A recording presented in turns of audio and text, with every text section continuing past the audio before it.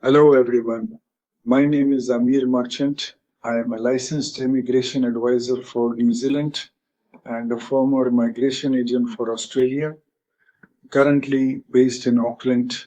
On this channel, I share practical guidance on visa processes, immigration pathways, and related topics to help you make informed decisions. If you are unsure about your visa options or planning your next step, consider subscribing and enabling notifications so you stay updated with the latest developments. Before continuing, please review the legal disclaimer provided in the comment section of this video.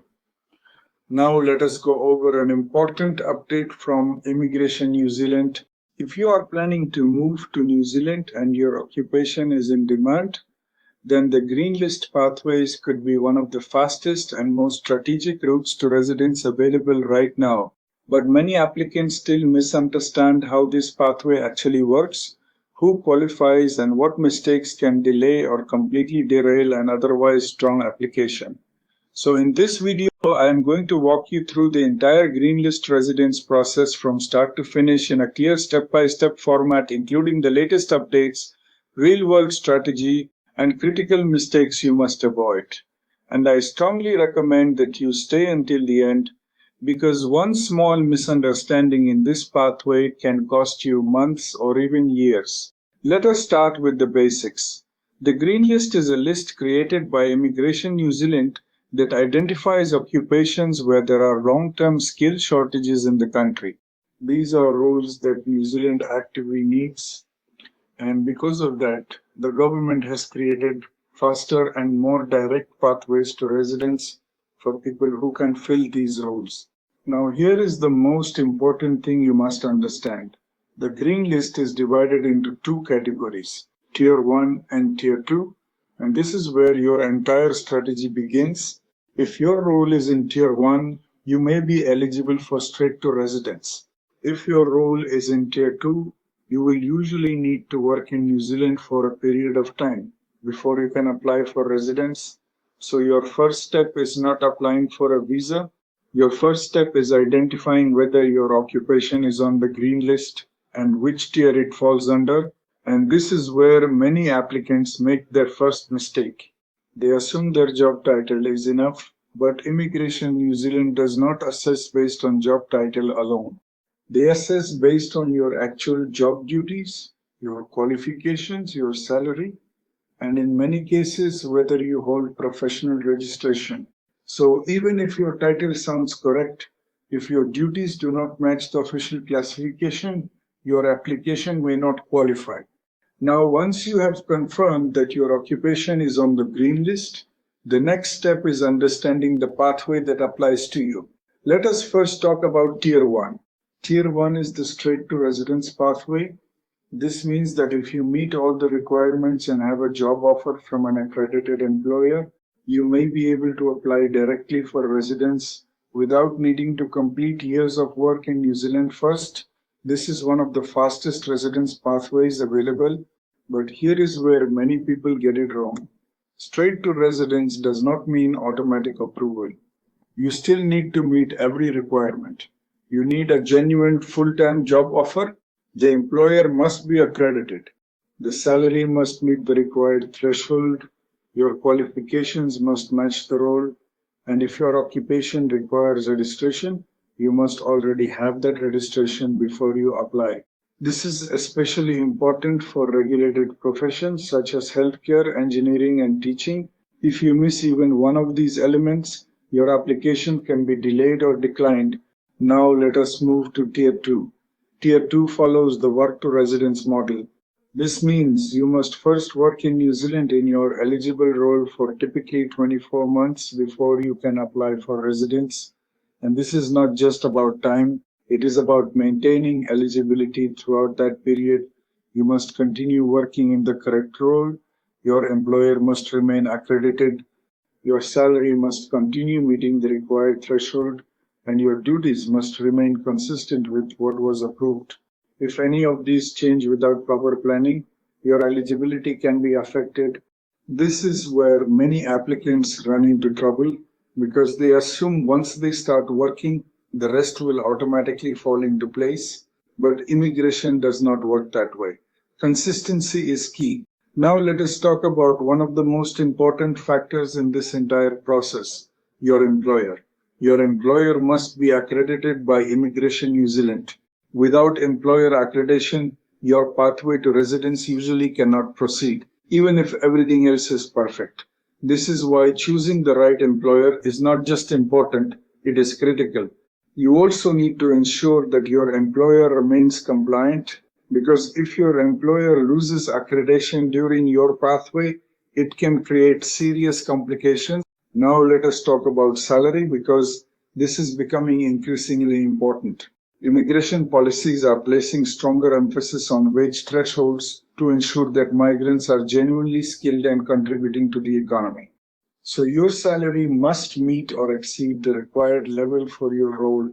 In some cases, even a small difference in pay can affect your eligibility. So always verify this before accepting a job. Now, step by step, here is how the full process works. First, identify your occupation on the green list and confirm the tier. Second, confirm that your qualifications and experience meet the requirements. Third, check if professional registration is required and obtain it if necessary. Fourth, secure a job offer from an accredited employer. Fifth, ensure your salary meets the required threshold. Sixth, prepare all your documentation, including employment agreements, job descriptions, qualifications, and identity documents. Seventh, apply for the correct visa. If you are Tier 1, you may apply directly for residence. If you are Tier 2, you will first apply for a work visa and complete the required work period. Eighth, maintain compliance throughout your employment. And ninth, apply for residence when you become eligible. Now let us talk about documentation, because this is where many applications succeed or fail. You will need strong evidence to support your case.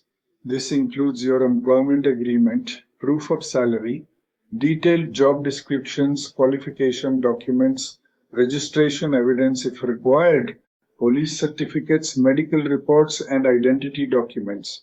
Everything must align. If there are inconsistencies, Immigration New Zealand may request further information or delay your application. Now let us talk about offshore applicants. If you are outside New Zealand and your role is in Tier 1, you may be able to apply directly for residence if you have a qualifying job offer. This can be a powerful option because it reduces uncertainty and allows you to move to New Zealand with residence already approved. But again, this only works if your application is prepared correctly. Now let us talk about family. Your partner and dependent children can usually be included in your application. This means your pathway to residence can benefit your entire family. However, they must also meet health and character requirements, and your relationship must be genuine and well documented. Now let us talk about processing.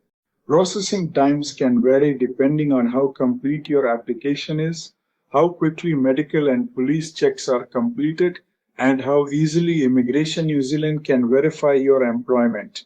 Well-prepared applications tend to move faster. Poorly prepared applications often face delays. Now let us talk about the biggest mistakes to avoid. Choosing the wrong occupation without proper verification, accepting a job from a non-accredited employer, ignoring salary requirements, not obtaining required registration, submitting incomplete documentation, and relying on outdated advice. These mistakes can cost you time, money, and sometimes your entire opportunity. Now, let me give you a simple strategy that works.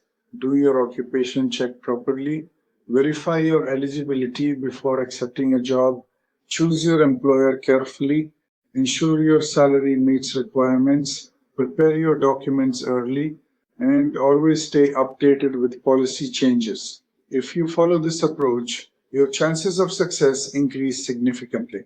And here is the final truth. The Green List pathway is one of the strongest opportunities available for skilled migrants today, but it rewards those who plan carefully, because this is not just about getting a visa, it is about building a long-term future in New Zealand. If you are applying under the green list residence pathways, careful planning of your occupation eligibility, employer compliance, and supporting documents is essential to avoid complications later in your application, and we can assist and guide you with the entire process. We hope you have found this information useful. If you would like personalized immigration advice based on your situation, you can reach us round the clock by calling or sending a text message on our WhatsApp mobile number +642217860007. Also provided in the comment section of this video, and we will get in touch with you as soon as possible. If you found this update helpful, do not forget to like, subscribe, and share this video with others who might benefit. We will be back again with another interesting update very soon. Thank you for watching.